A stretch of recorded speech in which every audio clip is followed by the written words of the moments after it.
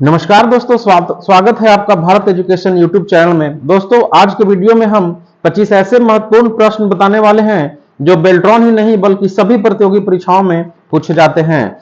तो दोस्तों, यदि आप चैनल को सब्सक्राइब नहीं किए हैं तो जल्दी से जल्दी सब्सक्राइब कर लें ताकि हमारे सभी वीडियो आपको आसानी से मिल जाए।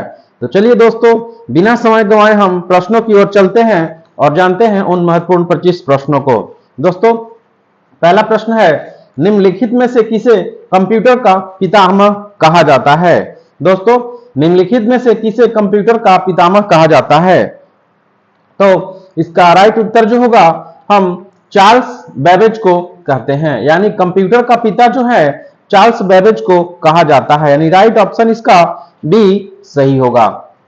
अगला प्रश्न है दोस्तों, कंप्यूटर की भौतिक बनावट क्या कहलाती है? दोस्तों, कंप्यूटर की भौतिक बनावट क्या कहलाती है? तो कंप्यूटर की भौतिक बनावट जो है वह हार्डवेयर कहलाती है, यानी राइट ऑप्शन इसका बी हो जाएगा। अगला प्रश्न देखते हैं, कंप्यूटर वह का हार्डवेयर कौन सी है? कंप्यूटर वह हार्डवेयर कौन सी है जिसे हम कंप्यूटर का दिमाग कहते हैं? यानी कंप्यूटर का कौन सा हार्डवेयर है जिसे हम कंप्यूटर का दिमाग कहते हैं? दोस्तों, कंप्यूटर का जो दिमाग है उसे हम सीपीयू कहते हैं, यानी सीपीयू का फुल फॉर्म जो होता है सेंट्रल प्रोसेसिंग यूनिट होता है, यानी राइट ऑप्शन इसका डी हो जाएगा। सीपीयू यानी सेंट्रल प्रोसेसिंग यूनिट कहा जाता है, तो कंप्यूटर का मुख्य दिमाग जो है वह सीपीयू कहलाता है। अगला प्रश्न है, इंटीग्रेटेड सर्किट चिप का विकास किसने किया? दोस्तों, इंटीग्रेटेड सर्किट चिप का विकास किसने किया? तो आईसी का इसका शॉर्ट फॉर्म आईसी बोलते हैं, आईसी यानी इंटीग्रेटेड सर्किट। आईसी का विकास जो है रॉबर्ट नायक और जैक किल्वे ने दोनों मिलकर के किया था, यानी राइट ऑप्शन जो इसका होगा सी होगा। आईसी के ऊपर ही सिलिकॉन की परत चढ़ाई जाती है, यानी इंटीग्रेटेड सर्किट के ऊपर सिलिकॉन की परत चिपकाई जाती है या परत होती है। अगला प्रश्न है, चुंबकीय डिस्क पर किस पदार्थ की परत होती है?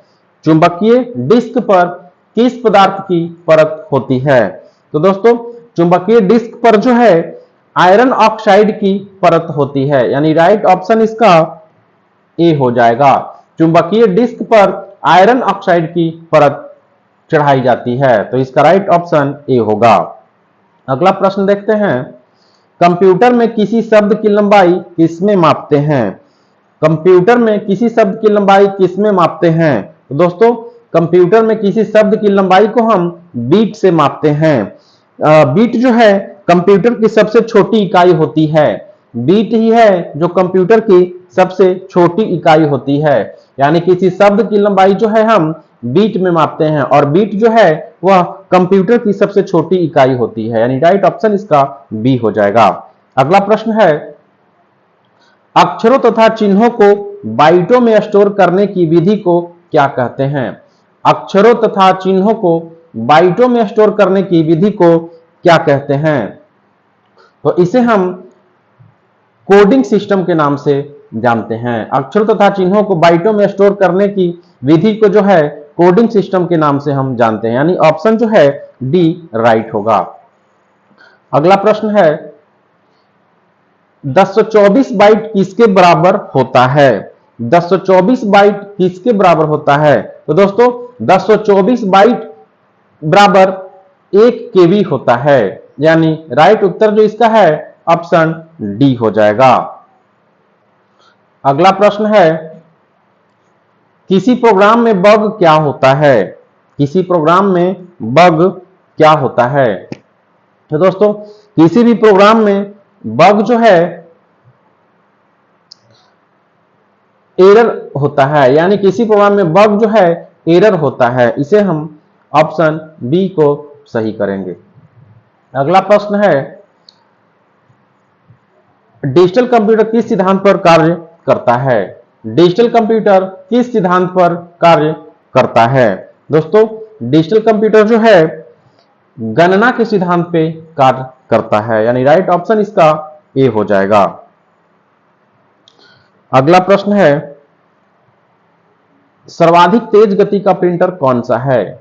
सर्वाधिक तेज गति का प्रिंटर कौन सा है?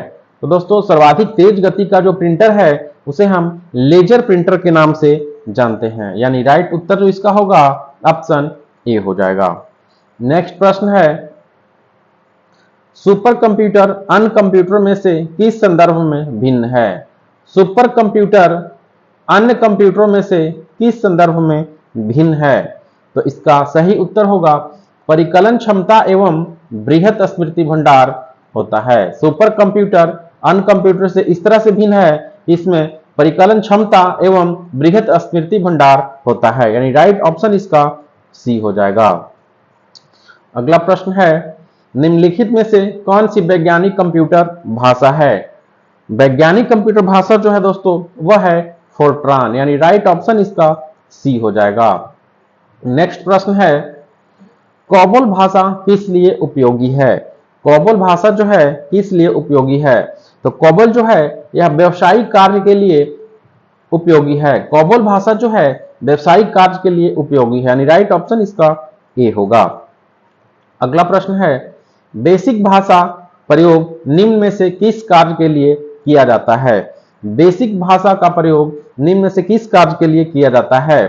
तो बेसिक भाषा का प्रयोग जो है प्रारंभ से सरल भाषा को सिखाने हेतु किया जाता है, यानी सही उत्तर जो इसका है ऑप्शन डी होगा। नेक्स्ट प्रश्न है, कंप्यूटर भाषा जावा के आविष्कारक कौन है? कंप्यूटर भाषा जावा के आविष्कारक कौन है? तो जावा के आविष्कारक जो हैं सन माइक्रो सिस्टम, यानी सन माइक्रो सिस्टम द्वारा जावा लैंग्वेज का शुरुआत किया गया, यानी जन्म दिया गया। तो इसका सही उत्तर जो है ऑप्शन सी होगा। यह सन माइक्रो सिस्टम जो है सन 1995 में जो अमेरिकी कंपनी है उसने जावा भाषा का अब प्रारंभ किया, यानी इसको आविष्कार किया। इसका राइट ऑप्शन सी होगा। अगला प्रश्न है,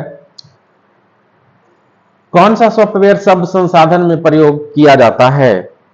कौन सा सॉफ्टवेयर शब्द संसाधन में प्रयोग किया जाता है? तो इसका राइट उत्तर जो होगा एमएस वर्ड होगा, यानी शब्द संसाधन में जो प्रयोग किया जाता है वह एमएस वर्ड में ही किया जाता है, यानी राइट उत्तर इसका ऑप्शन सी होगा। एमएस वर्ड जो है यह एक विंडो ऑपरेटिंग सिस्टम है।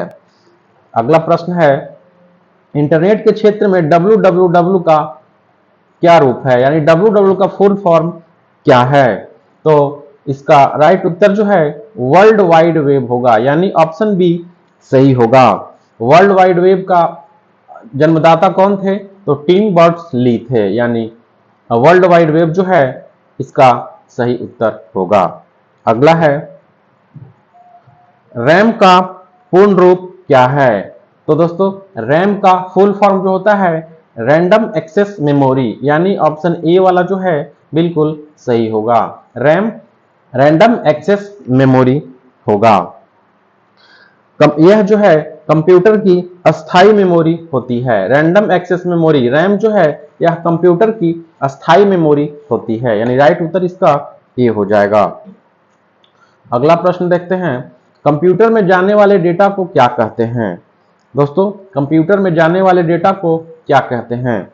तो कंप्यूटर में जाने वाले डेटा को हम इनपुट कहते हैं, यानी कोई किसी भी टेक्स्ट को या टाइप करते हैं तो वह इनपुट होकर के कंप्यूटर में जाता है, और यदि उसे देखना होता है तो हम डिस्प्ले पर यानी आउटपुट के रूप में उसे हम देखते हैं। तो इसका राइट उत्तर जो है ऑप्शन सी हो जाएगा। नेक्स्ट प्रश्न है, कंप्यूटर के भाग जो जोड़ घटाव गुना भाग और तुलनात्मक कार्य करता है वह क्या कहलाता है?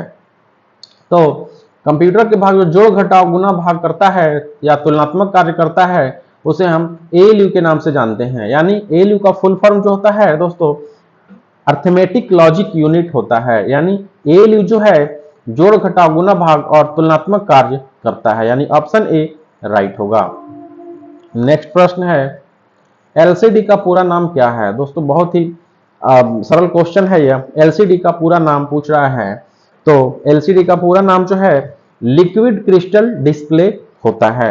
और यही एलसीडी के जगह पे आपको पूछे कि एलईडी का फुल फॉर्म क्या होता है, एलईडी इसका फुल फॉर्म क्या होता है, तो एलईडी का फुल फॉर्म जो है लाइट एमिटिंग डायोड होता है। यानी एलसीडी का पूर्ण रूप हो गया लिक्विड क्रिस्टल डिस्प्ले और एलईडी का पूर्ण रूप हो गया लाइट एमिटिंग डायोड। तो एलसीडी का इसका जो है उत्तर होगा ऑप्शन डी यानी लिक्विड क्रिस्टल डिस्प्ले होगा। अगला प्रश्न है F1, F2, F3 को कौन सा बटन कहा जाता है? F1, F2, F3 को कौन सा बटन कहा जाता है? तो F1, F2, F3 यानी F12 तक जो 12 को बटन होता है वह फंक्शनल बटन कहा जाता है, यानी राइट ऑप्शन इसका बी होगा। F1, F2, F3 यानी F12 तक जो बटन रहता है उसे हम फंक्शनल बटन बोलते हैं, यानी ऑप्शन बी राइट होगा। नेक्स्ट प्रश्न है रैम किस प्रकार की मेमोरी है? रैम किस प्रकार की मेमोरी है? तो रैम जो है दोस्तों यह मुख्य मेमोरी है। कंप्यूटर की मुख्य मेमोरी जो होती है वह रैम होती है। अगला प्रश्न है भारत में इंटरनेट सेवा का प्रारंभ कब से हुआ? दोस्तों भारत में इंटरनेट सेवा का प्रारंभ जो है 15 अगस्त 1995 में शुरुआत हुआ था, वो आम पब्लिक के लिए, यानी इसका राइट उत्तर ऑप्शन ए होगा। इंटरनेट से एक और क्वेश्चन आता है दोस्तों कि भारत में सबसे पहला राजनीतिक दल कौन सा है जो अपना ईमेल का शुरुआत किया था या ईमेल बनाया था? तो वो है बीजेपी, यानी भारतीय जनता पार्टी ने जो है अपना इंटरनेट पर पहला ईमेल बनाया था। इसका राइट उत्तर हो जाएगा ए, यानी 15 अगस्त 1995 को भारत में इंटरनेट सेवा का प्रारंभ हुआ था। दोस्तों वीडियो अच्छा लगा हो तो हमारे चैनल को सब्सक्राइब कर लीजिए। मिलते हैं फिर अगले वीडियो में। धन्यवाद।